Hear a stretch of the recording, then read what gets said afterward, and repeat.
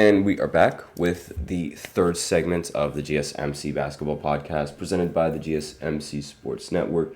And in this third segment, I'm going to be ranking each and every NBA team just based off of their young core and how talented I feel like their young core is. And we're going to just jump right into this. So I believe in the last segment, when I did this, I left off at the Memphis Grizzlies with Ja Morant and Jaren Jackson, Gigi Jackson, Zach Edey, all of those players. I left off on them. So now we're going to continue on with that list and start with the next team on the list, which is going to be the Indiana Pacers. Now, you might make the argument that maybe the Pacers should be a little bit higher than, especially, higher than teams like the Magic, considering how the Pacers, they have several young players on the roster, and they were able to make a very deep playoff run. But the big reason why I don't have them ranked in the top 5 is because most of their wins in the postseason, in fact, no, all of their wins in the postseason came against injury-riddled teams. And I can't really give you the nod for playing against like an injury-riddled team and winning against an injury-riddled team.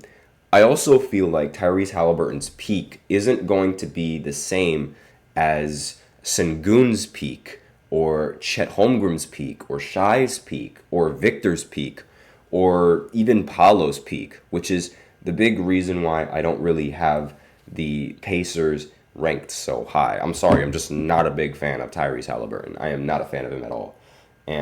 But the rest of the roster with Benedict Math, Andrew Nembhard, Johnny Furphy, Jarris Walker, Aaron Naismith, Ben Shepherd, just to name a few, and James Wiseman that they were able to recently acquire.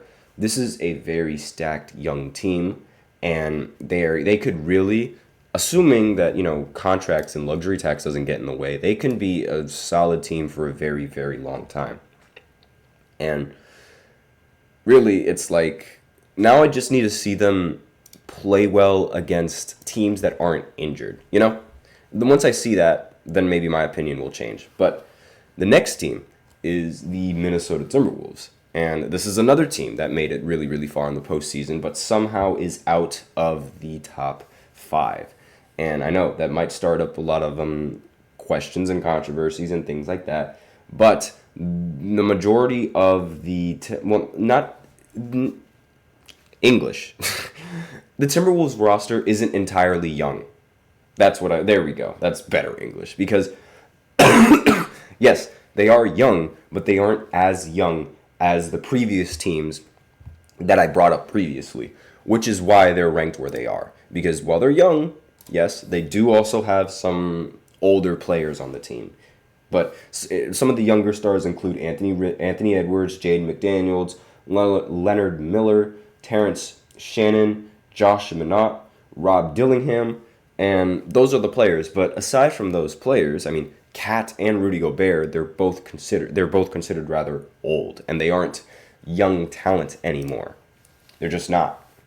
And that's the big reason why these guys aren't higher, because, yes, they do have a pretty solid young core, but that really solid young core is mainly Anthony Edwards. And I was really close to putting the Timberwolves over the Pacers, but I didn't do that because the Pacers have way more younger players on their roster and way more players they could build around if things go wrong. And next team on this list is the Dallas Mavericks. And again, this is another deep playoff team that is not in the top 5 of the young cores. And that's mainly because the young core is not really getting any younger. The young core is getting a little bit older now. Kyrie Irving is relatively old, and Luka Doncic is 25 years old. Again, that's still young, so he is part of the young core. But that's really the big reason why the Mavericks are so high, because of Luka Doncic and literally Luka Doncic. The rest of the players, they're okay. They do have a solid young core. Derek Lively, Quentin Grimes, Jaden Hardy, AJ Lawson. Those players, they're they're very good, but the big boost in their rating is Luka Doncic. But it's just they don't really have that many young players. So, it's the big reason why the Mavericks are in the spot where they're at. And obviously, you need veteran talent. And they didn't really acquire that much young talent either. They acquired Klay Thompson recently in the trade. And not to mention some of the other players, they are veteran players on the team as well. And you sort of need those veteran players, especially like veterans that are as good as Kyrie. And really, I feel like 8 is a very decent spot for them. Let me know in the comments what you guys think. And ninth is the Charlotte Hornets. Now, the Charlotte Hornets, I wanted to put them a little bit higher, but I couldn't because I barely see a competent and a healthy LaMelo on the Charlotte Hornets. But when LaMelo was healthy, the team was a contending team in the play-in tournament. So LaMelo might be the real deal. And speaking of LaMelo, he's 23 years old. Other members of the young core are Brandon Miller, Tid James Sulan, Mark Williams, Nick Smith, Grant Williams, that's another player, Josh Green, and just to name a few. And this roster, just based off of their young talent alone, they could be dangerous just based off of their young talent. Obviously, if I were to pick a team that could beat any team's young core, Charlotte would be one of my favorite teams to win in that, because Charlotte does have while they don't have much experience in the postseason, I feel like LaMelo is going to be the real deal. I don't know why. I'm a big fan of LaMelo, and maybe it's just a bias that I have towards him, but I really feel like Melo is a solid player and the player that you need to lift up your team, and because he's one of those players that not only knows and has an IQ for the game, but he makes other people better with his passing. And sure, it might be a little bit flashy, but there's nothing wrong with being flashy as long as you get the basket, as long as you get the points. Nothing wrong with being flashy. And if you know how to be flashy consistently, I have no problem with it. In fact, I'm much rather players in regular season games, they do a lot of flashy things and they try to get the crowd into it, because a lot of these games now are just mainly they're just strictly business. We don't really see many players do crazy moves that entertain the crowd and things like that. But at times we do, at times sometimes we don't, but they're few and far between.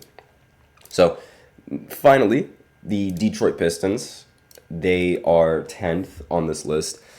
And really, the only reason why they're not really that much higher is because they've had this young core for a pretty long time, and the team has just been awful for a really long time. So I think that this team still needs some experience in order to be in a contending spot in the Eastern Conference. Cade Cunningham is a great basketball player. He's really good.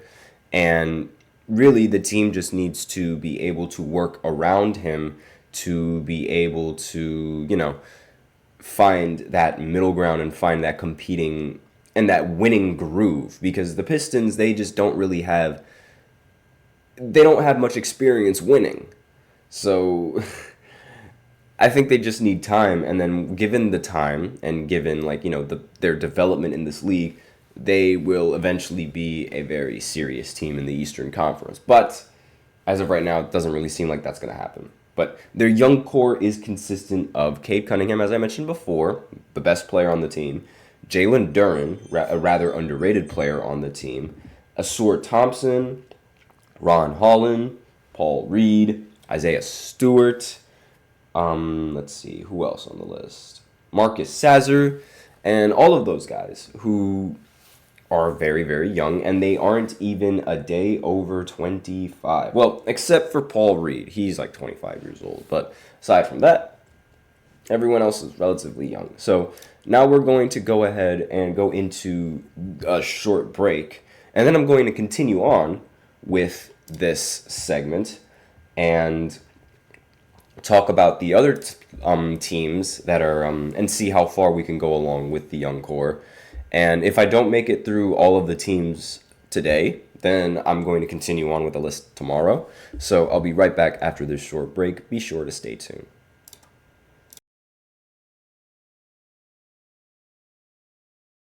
For the best and latest podcasts available anywhere, go to the podcast app on your cell phone and type in GSMC to access free content-rich podcasts on health and wellness, book reviews, sports, entertainment, relationships, social media, movies, technology, finance, and even weird news. Subscribe and download the GSMC Podcast Network's family of shows, available everywhere podcasts are found.